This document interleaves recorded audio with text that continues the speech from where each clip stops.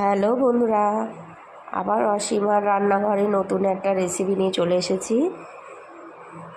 শাক কীভাবে রান্না করতে হবে।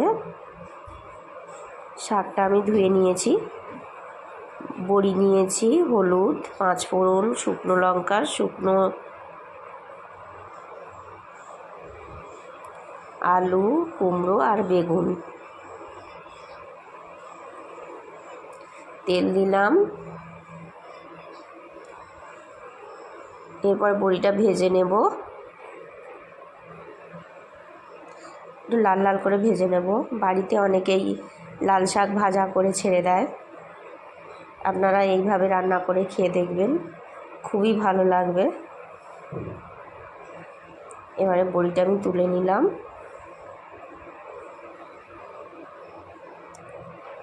বড়িটা তুলে নিয়ে আমি এতে দেব 5 ফোড়ন, একটা শুকনো লঙ্কা, তারপর কুমড়ো দেব।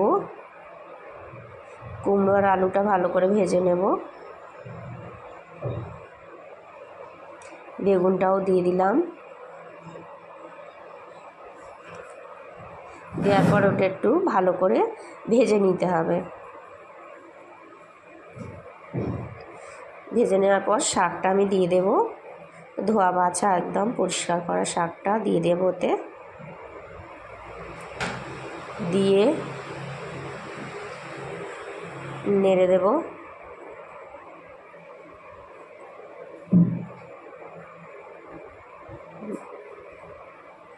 এবারে একে একে মশলাটা দিয়ে দেব। হলুদ গুঁড়ো, শুকনো লঙ্কার গুঁড়ো,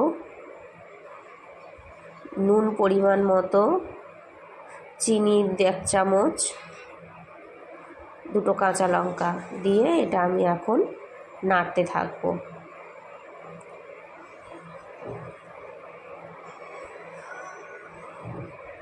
ভালো করে নেড়ে আমি এটা একটু আর সবজিটা সেদ্ধ হতে হবে। নাড়াচাড়া করার পর এবারে যে বড়িটা আছে সেই বড়িটা আধা ভেঙে নিয়েছি, বড়িটা একটু জল দিয়ে দেব।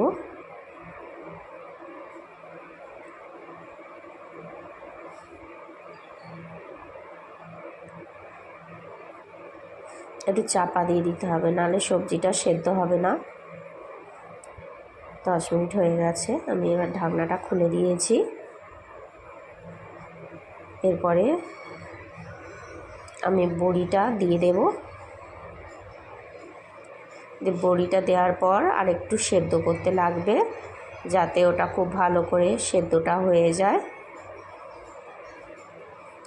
আপনারা চাইলে মিষ্টি একটু বেশি দিতে পারেন, শাকে মিষ্টি একটু বেশি ভালোই লাগে খেতে। আমার হয়ে এসেছে শাকটা, এবারে আমি ওটা বাটিতে তুলে নেব।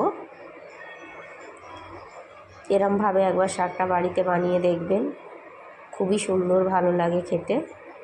এখন সময়ের অভাবে অনেকেই বাড়িতে করতে পারে না, শুধু কোনো রকমে একটু ভাজাভুজি করে নিয়ে ছেড়ে দেয়। দেখুন কত সুন্দর হয়েছে।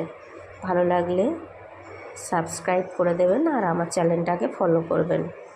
আজকের মতো এখানে রাখছি।